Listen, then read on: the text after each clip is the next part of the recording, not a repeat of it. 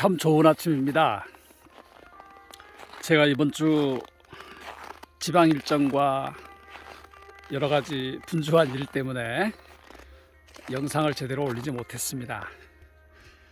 이번 주에 페북에 어떤 친구분이 크리스마스 시즌에 읽기 좋다고 제가 작업했던 클라르보의 베르나르의 제가 쓴 서론 부분에 밑줄을 그어서 페북에 올리셨더라고요. 이 아침에는 다른 걸 준비하기보다는 따뜻한 마음이 드는 클라르보의 베르나르 하나님을 사랑하는 것에 관하여라는 책을 제가 번역하면서 썼던 서론의 일부, 사랑의 4단계 한번 읽어드리고 싶습니다. 제가 하나님을 사랑하는 것에 관하여라는 책의 서론 형식으로 쓴 일부분입니다. 사랑의 4단계. 하나님을 사랑하는 데는 4가지 단계가 있습니다. 흥미롭게도 4가지 단계는 수도자들의 실천적 자기 발전 및 영성 발전과 관계가 있지요. 베르나르는 이를 이성적 논리를 통해 드러내고 있습니다. 사랑의 뜻을 담아내기 위해 베르나르는 주로 affectus naturalis를 비롯해서 아모르, 카리타스, affectio, affectus, dilectio, cupiditatis, desiderium 등의 라틴어를 사용했지요. 사랑의 단계 첫 번째는 인간이 이성과 자연적인 현상 때문에 하나님을 사랑하는 단계입니다. 두 번째는 인간이 좋은 것을 받았기 때문에 하나님을 사랑하는 단계입니다. 세 번째는 하나님의 선하심 때문에 하나님을 사랑하는 단계입니다. 네 번째는 하나님 자신만을 위해 인간 자신을 사랑하는 단계입니다. 네 번째 단계는 내세의 삶에서나 가능하며 이 단계에서 인간은 스스로를 완전히 잃고 신과 같이 되는 것입니다. 신학적인 용어로서는 신화 또는 디이피케이션이라고 부르는 것이죠. 이러한 단계별 사랑은 수도자들이 추구한 정화, 조명, 완성이라는 실천적이고 영적인 진전을 상식적으로 나타냅니다. 이러한 4단계의 사랑은 이 책의 마지막 장에 다시 한번 제가 간략하게 정리했습니다.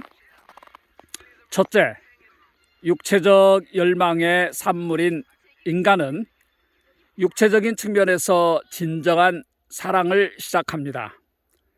둘째, 인간에게 필요한 것을 주시는 하나님을 사랑합니다.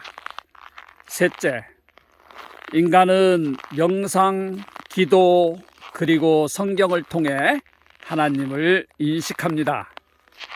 넷째, 인간은 이 땅에서의 죽음과 다시 맞게 될 부활의 육체의 부활 사이에 최종적인 완전한 행복을 기대하며 지냅니다. 이 마지막 단계는 인간이 하나님 안으로 통과해 들어가는 단계입니다. 사랑이라는 주제는 중세 수도원에서의 삶과 문학에서 중요한 역할을 했지요. 사랑 개념은 아가와 시편을 중심으로 한 성경 해석학뿐만 아니라 수도사들의 실천적인 삶과 신학적 이해에서도 중요한 역할을 감당했습니다. 제도화된 의례와 의식을 강조하던 당시의 클루니 수도원에 맞서 베르나르는 사랑이라는 기독교의 근본적인 가르침을 강조했던 것입니다. 진정한 사랑의 의미를 설명할 때에도 수도원의 용어와 신학 대신에 자연과 인간의 본성에 기초하여 설득력 있는 논리를 펼쳐 나갔습니다. 베르나르는 논리적인 정연함과 터질 듯이 풍만한 사랑의 이미지를 적절하고 균형 있게 다루었습니다. 또한 사랑을 나타내는 다양한 라틴어 용례를 자신이 전개한 신학적이고 영적인 통일성과 일관성 안에서 이끌어내고 있습니다.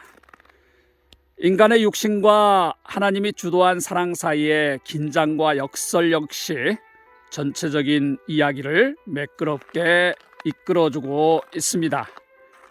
이런 맥락에서 하나님을 사랑하는 것에 관하여와 가장 잘 어울리는 베르나르의 아가설교 2편을 저희는 이 책에 담아 보았습니다.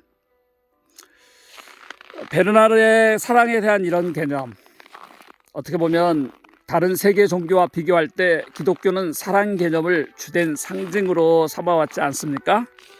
그러나 16세기 개신교의 등장 이래 진행됐던 종교에 대한 합리성과 이성의 도전으로 인해 기독교에서는 사랑이나 소망보다 믿음을 더 강조하게 되었습니다.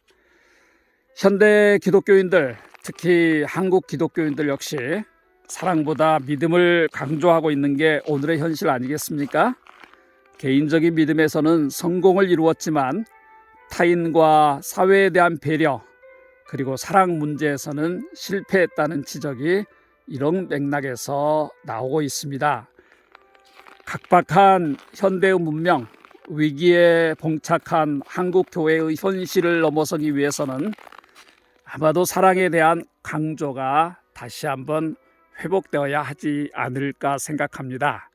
오늘 아침 우리가 베르나르의 사랑의 4가지 단계를 잠시 음미하는 이유가 바로 그럴 것입니다. 제가 눈을 좋아해서 눈길을 걷다가 뽀드득 뽀드득 하는 소리 들리셨죠? 방해가 되었을지 모르지만 현장에 눈을 밟는 소리였습니다. 날이 추워졌어요. 오늘 하루 모두 잘 지내시기를 바라고, 이제 2주 남은, 아직도 2주나 남은 12월의 중반에 또 올 한 해를 정리하고 또 내년을 기대하는 감사와 소망이 함께 어우러지는 연말이 되시기를 주님의 이름으로 축복합니다. 화천이었습니다.